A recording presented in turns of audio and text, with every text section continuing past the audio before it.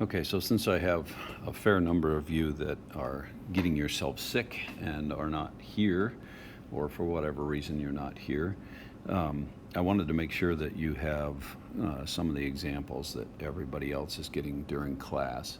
So I'm going to go through some of the examples in the packet. Now understand that we are doing these examples one page at a time. So if you're a Tuesday student, then you can expect on a Tuesday we would do one of these pages, not everything all at once, so don't panic.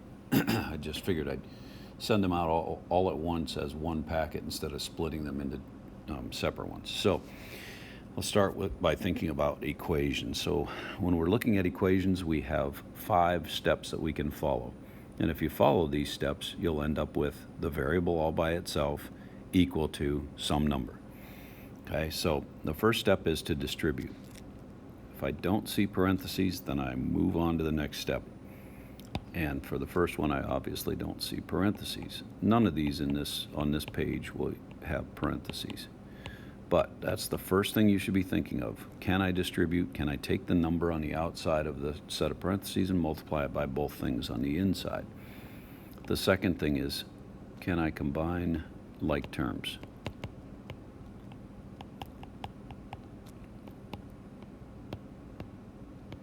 That means your variable terms can go together and your constants can go together. Again, don't see anything like that on this page. Step 3 is to get variables on the same side, and we'll get to those later in the packet. So again, not happening on this first page. Step 4 is to solve by undoing. And that's basically what we're doing in this entire page. So now we're doing this backwards. So undoing means we're going backwards. We either add or subtract first, then multiply or divide. And again, with this first page, we are typically only doing one of the two. There is one problem where you do both. And then the last one is to check. And by check, we simply mean plug in the value that you get for the variable back into the original equation and make sure that it actually works. So let's go through the steps.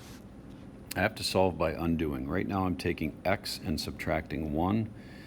So to undo subtracting 1 from x, I add 1. Add 1 to both sides. This zeroes out. So I end up with x all by itself, which is what we want. And negative 11 plus 10, or plus 1 rather, is negative 10. And that's it. That's all there is to the first one. If you were going to check that, you would simply plug in negative 10 for x, subtract 1 more, and you'll see that that does indeed give you negative 11. Okay, problem 2. 2, 3, and 4 are exactly the same process. We are taking some number and multiplying it by the variable and getting a result. So to undo the multiplication, we undo multiplication with division, so we divide by 9. Now some of you may be able to look at this problem and say, well, what can I multiply by 9 and get 54? The answer is 6. You can also find it by simply taking 54 and dividing it by 9. Okay, so numbers 3 and 4 are yours to do on your own. All you're doing is dividing. Divide both sides by whatever number is attached to the variable.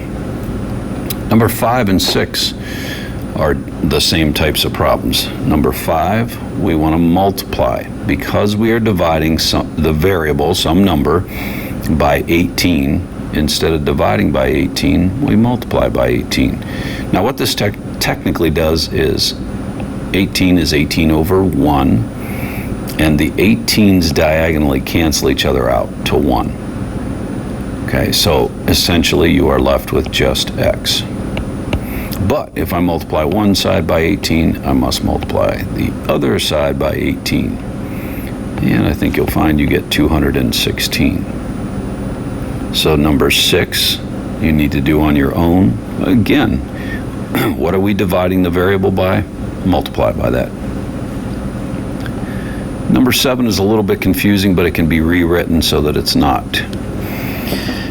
So number 7 says that we're adding a negative 15, and we talked about this early in the year, and I know that things like that escape our memory if we haven't used it, but adding a negative is the same thing as subtracting a positive.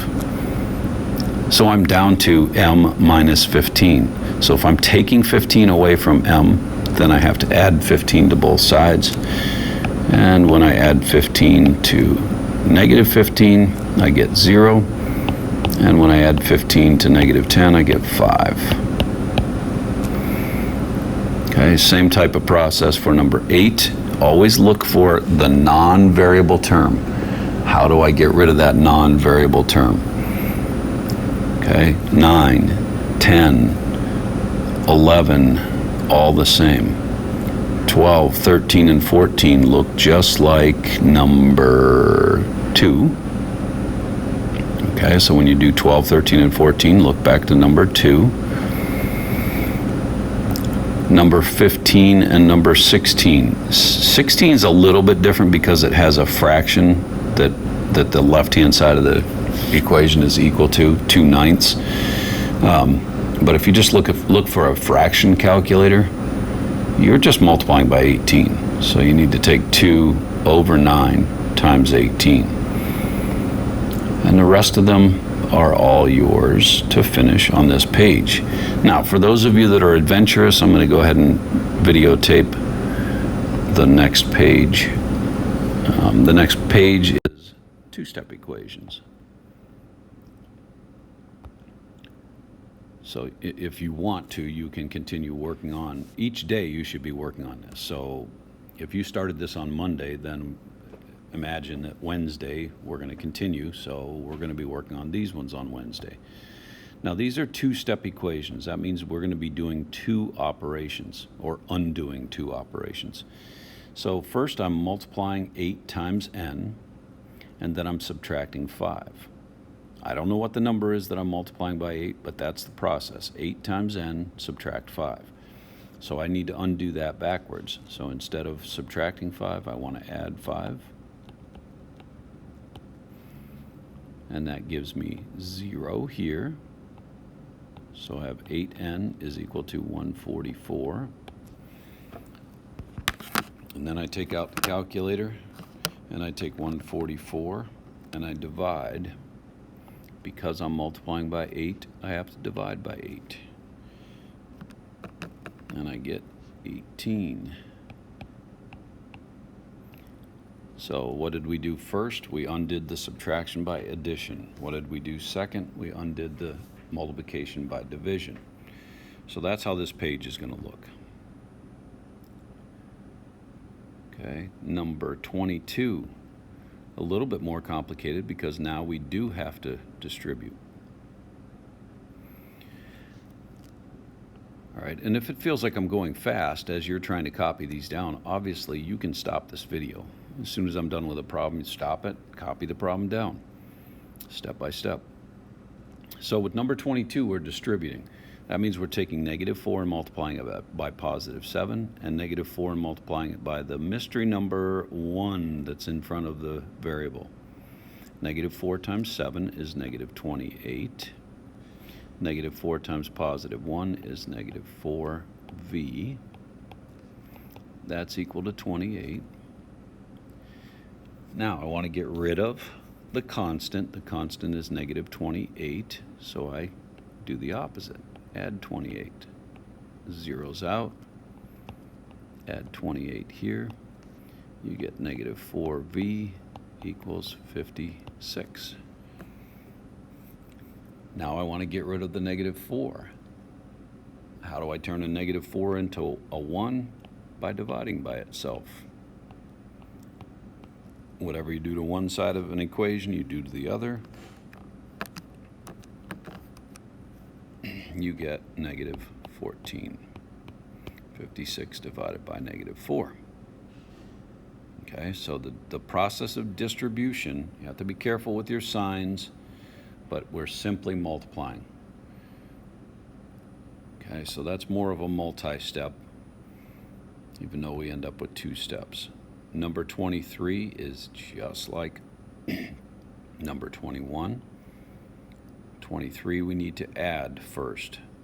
Add 2 to both sides of the equation. Remember, when you line this up, I've seen some people trying to just add 2 here and then add 2 here.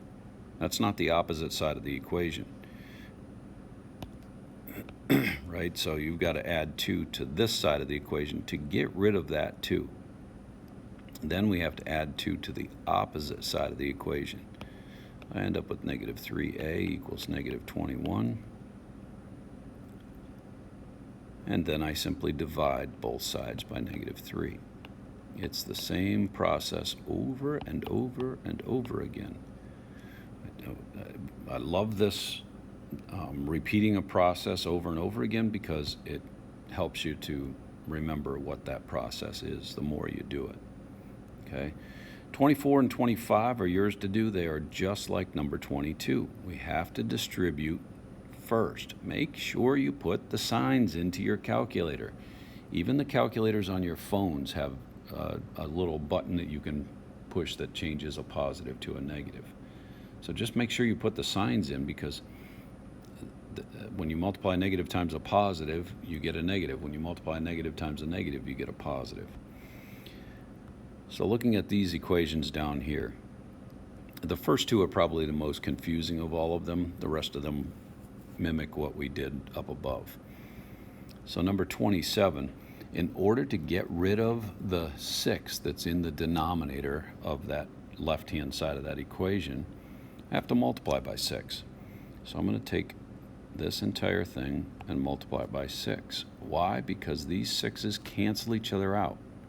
Every time you see a fraction, all you want to do is get rid of that fraction. So I'm left with what's in the numerator, which is 7 plus n. It's not equal to negative 1 anymore, though. Because we multiplied one side by 6, we have to multiply the other side by 6. Negative 1 times positive 6 is negative 6. Then I take away 7 from both sides. Again, we're trying to get the variable all by itself. 7 minus 7 is 0. I have n equals negative 13.